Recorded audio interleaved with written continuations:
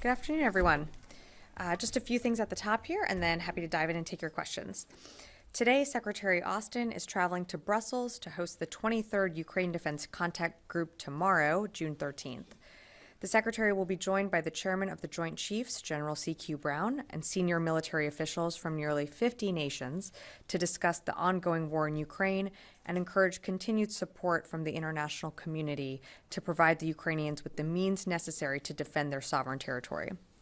Also, while he's in Brussels, Secretary Austin will participate in the NATO Defense Ministerial on June 14th at NATO headquarters.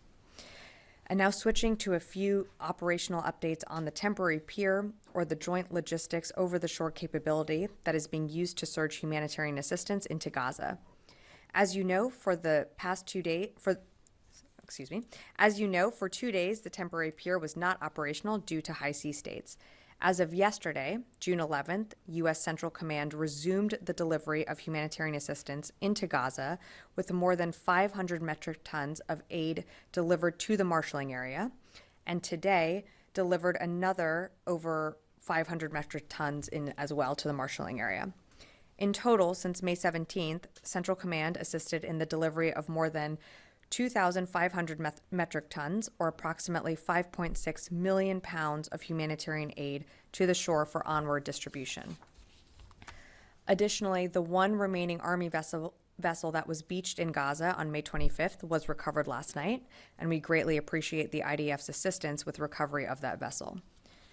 Switching gears, the National Guard is wrapping up its largest annual cyber exercise this weekend at the Virginia National Guard State Military Reservation outside Virginia Beach.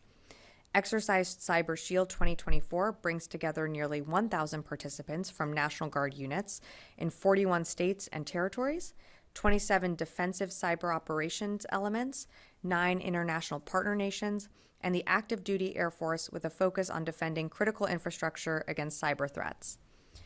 Building off the DoD's 2023 cyber strategy, exercises like Cyber Shield 2024 are leveraging industry-leading courses and force-on-force cyber attack simulations to grow collaborative and interoperable capabilities among local, state, national, and international partners for unified defense and all-domain deterrence.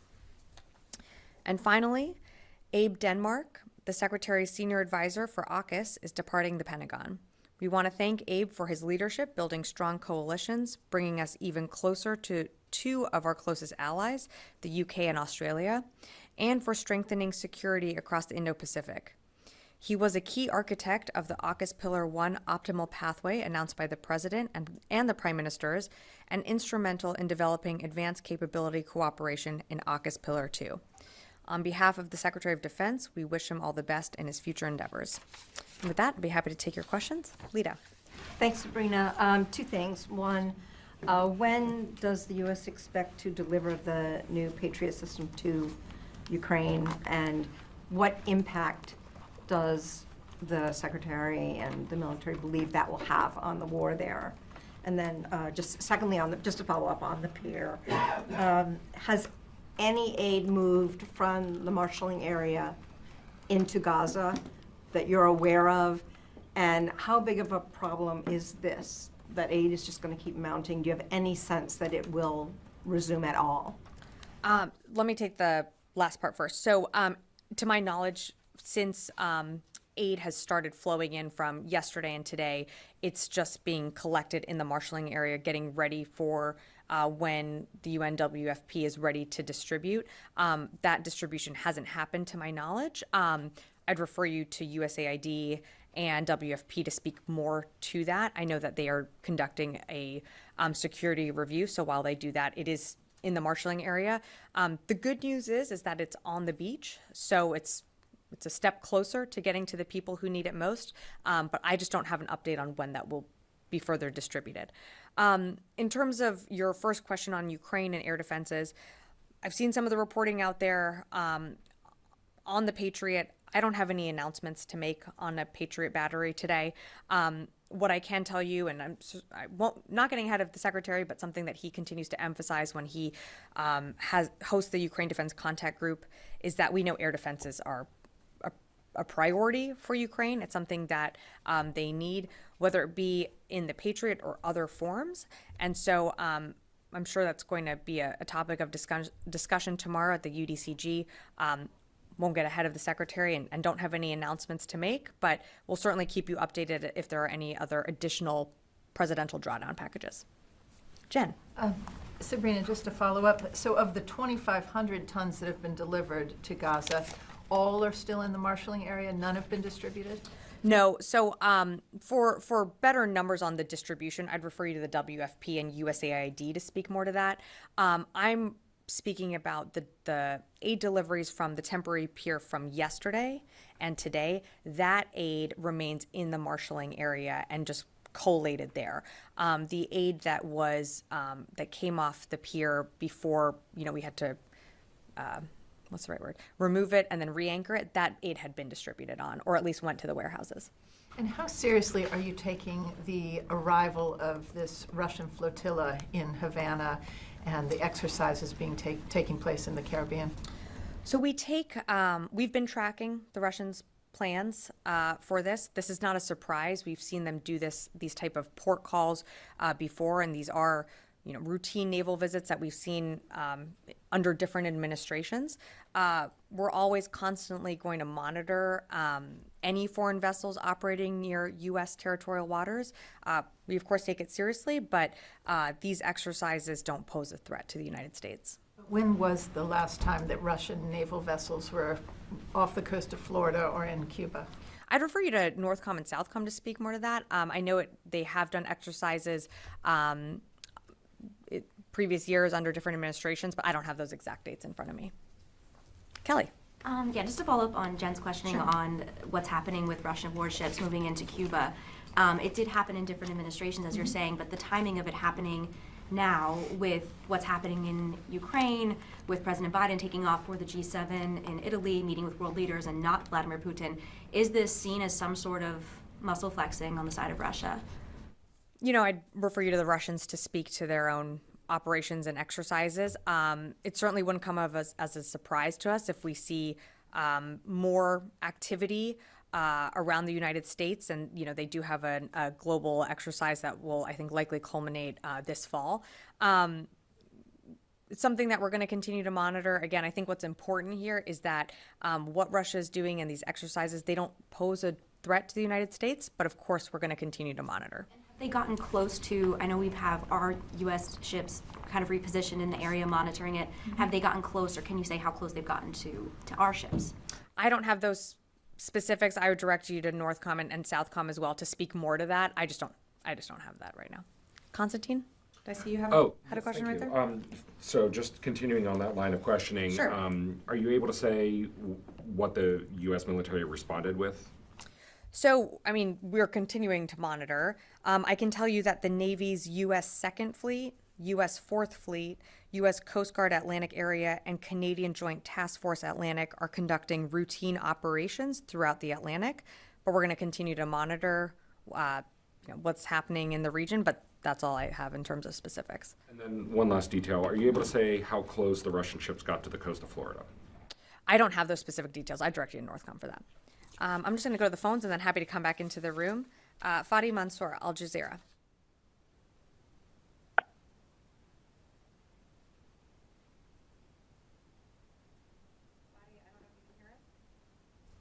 Okay. Maybe not. Idris, Ali, Reuters. Two quick questions. Are you aware of any of the aid either becoming inedible or unusable because it's been in the marshalling area or in warehouses for so long? And is the Secretary frustrated with either the World Food Program or USAID for apparently not foreseeing some of the challenges that they're now facing in delivering the aid that's just collecting in the marshalling area? Thanks, Idris. So in terms of the actual aid, I can't really speak to that. I would direct you to USAID and the World Food Program to speak more to the specifics on the donations and if some of the concerns there. But to my knowledge, the aid that has moved on and off the pier from yesterday and today has been aid that when the WFP is ready to continue forward with onward distribution, will be used well and get into the hands of the Palestinian people that need it most. In terms of your question of if there are any frustrations, they're not. I mean, we're working hand in glove with USAID, who has been a great partner in calling together different nations, different NGOs to donate aid to a population that desperately needs it. We are the conduit for getting that aid to the people who need it the most. But USAID has been instrumental in making sure that we are getting those donations from other countries and NGOs as well. So we certainly value their partnership. The WFP, of course, is taking the security measures that they need to do and the reviews that they need to do in order to feel safe and secure and to operate within Gaza. We're not standing in the way of that. We are just ready and waiting to help with getting aid from Cyprus to the temporary pier into the marshalling area so that aid can get to the people that need it most. I'm happy to come back in the room. Janie. Thank you, Sabrina. And the two questions. U.S. and South Korea held a nuclear consultative group, NCG group meeting at the Seoul recently. The review of the U.S. and ROK joint statement said that the joint guidelines on North Korea's nuclear weapons has been completed. What are the specific details? I don't have anything to read out of a specific meeting, Janie. I'm not exactly tracking what you mentioned, but of course we're always monitoring what's happening on the peninsula and aware of DPRK's provocative activities over the last few days and weeks. But I don't have anything specifics on a meeting that you just mentioned. Well, White House senior office recently mentioned about if China and Russia do not reduce their nuclear weapons, U.S. might, increase nuclear deployment. The U.S. will adjust its nuclear postal capabilities, or what is meant? Thanks, Janie, for the question. Bit of a hypothetical there, as you can appreciate. Just not gonna get into more specifics, but we're always assessing, what the PRC are doing. I don't have any announcements to make in terms of force posture changes to our own nuclear posture, or changes to our nuclear posture, I should say. But we're going to continue to monitor, and I just don't have anything more for you on that. Yes. Sabrina, the Prime Minister Netanyahu has said that Israel is prepared for a strong action in the northern part of the border with Lebanon. And yesterday we heard that Secretary Austin, he already discussed with his Israeli counterpart the efforts to de-escalate tensions along the Israel-Lebanon border. So my question, do you worry about any maybe potential war, more dangerous in that specific area? And what tools does the Secretary Austin have? He can maybe prevent that area from getting more escalation. Thank you. Yeah, no, thanks for the question. As you saw, we put out a readout of Secretary Austin's call with Minister Gallant. This was something that was discussed. We are seeing an increase in activity in the north, and we don't want things to escalate into a broader regional conflict. And that's something that is not new. That's something that we've said from the very beginning, from when Hamas first launched its brutal attack on October 7th. We never want to see an escalation of tensions in the region. And we took very specific steps from the beginning, with the Secretary making that decision, and of course with the President, to have the Ford go into the Eastern Med. We're going to continue to urge for de-escalation. That was something that the Secretary spoke with Minister Gallant about at length yesterday. I'm not going to get into more specifics of the call itself, but we don't want to see a wider regional conflict, and that's why we do want to see a de-escalation of tensions in the region. Can I follow up? Yeah, of course. If there is a deal, do you expect if there is a deal to a ceasefire deal will happen in Gaza? Do you believe that will de-escalate this area, the tension in the northern of Israel and Lebanon? Well, I think a ceasefire would certainly lead to a de-escalation of tensions, but that is something that's still being worked. As you've seen, Secretary Blinken is in the region. I know he's been meeting with different partners in the region. He made some comments earlier today. I don't have anything additional to add to what he said already, but certainly it could bring further, it would lead to further de-escalation, which is a good thing. Yes, in the back. Thank you so much for this opportunity. Two quick questions. Sure. Some of the media reports suggest with the recent visits by the Pentagon defense officials in Riyadh, they held talks with the Arab military chiefs. So as meanwhile, United States is engaged diplomatically with Saudi Arabia and Israel for tie normalization. So is there any consideration with the defense officials that after the normalization, there is another potential threat in Middle East for the US? So US is preparing for that. No, I think what you're referring to is some of our officials just traveling within the region, doing whether it's diplomatic meetings or meeting with their counterparts. This is something that happens often and very frequently. That's not an indication that tensions are rising. That is something that's frankly part of the portfolio of where these officials sit. So no, it's about deepening those partnerships. Of course, they're going to talk about and discuss what's happening in the region. It wouldn't be imprudent not to. So that's something that, of course, is always on the table and discussed. But no, it doesn't indicate anything one way or the other. Sure.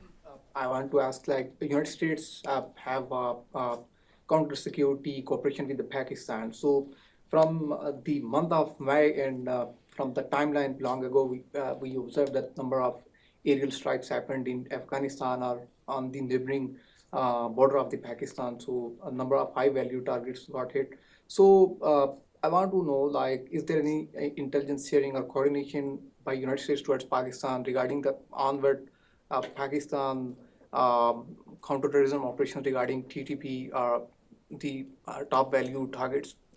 I don't have anything to add on that. I mean, if you're talking about our ongoing efforts to, go after ISIS militants or ISIS senior leaders, of course, that's something that we continue to work on in the region. But I don't have anything more on that. I'm sorry, Tom. Thank you. Good afternoon. Yeah. Excuse me. This morning, Secretary General Stoltenberg and Prime Minister Orban of Hungary had a press conference where they announced that Hungary would no longer veto or block NATO country efforts to support Ukraine in exchange for NATO not considering Hungary to give money and material for the war in Ukraine. What's the Department of Defense's assessment on how this will impact now support for Ukraine among NATO nations? I'm sorry, I haven't seen the reports from this morning. I don't have anything to add to what the Secretary General and his engagement with Orban, but I would say that, of course, we want to see countries around the world, our partners and allies, continue to support Ukraine, and that is exactly what the Secretary is going to be doing tomorrow with the Ukraine Defense Contact Group, but I don't have anything additional to add. I'm sorry, I haven't seen some of the reporting from that meeting. Yeah, of course. Yes. But the day before yesterday, Indo-PACOM's commander Paparo said in an interview with the Washington Post, if China invades Taiwan, he will make it hellscape with drones. And as of August 23rd, Pentagon announced that aim to deploy thousands of autonomous systems within the next 18 to 24 months. So have there been any change to this plan, or how do you view the feasibility of this project? I'm going to let Admiral Paparo's comments stand for themselves. I don't have anything to add. What I can tell you is the Secretary just concluded his 10th visit to the Indo-Pacific region. Something that, of course, was on the mind and something that he spoke to at the Shangri-La Dialogue was our pacing challenge of the PRC. So we're continuing to monitor what the PRC is doing in the region, some of their behavior around whether it be the Second Thomas Shoal or other areas within the Indo-Pacific, but I just don't have more to add on to those comments. Okay. I'm going to see if we got Fadi Mansour back from Al Jazeera on the phones. Otherwise, I can wrap it up. Hi, Sabrina. Can you hear me now? I can hear you now. Thank you for taking my question again. In the readout from the phone call between Secretary Austin and Gallant, the Secretary congratulated Mr. Gallant on the rescue of 4 Israeli hostages, an operation that health authorities in Gaza says resulted in the death of more than 270 Palestinians. Almost half of them are women and children. Did the Secretary discuss the civilian casualties as a result of this operation? And if so, why wasn't it included in the readout? Thanks, Fadi, for the question. The Secretary, of course, it's something that is always on the top of our minds, something that the Secretary has brought up in various engagements with Minister Gallant and other officials within the Israeli government.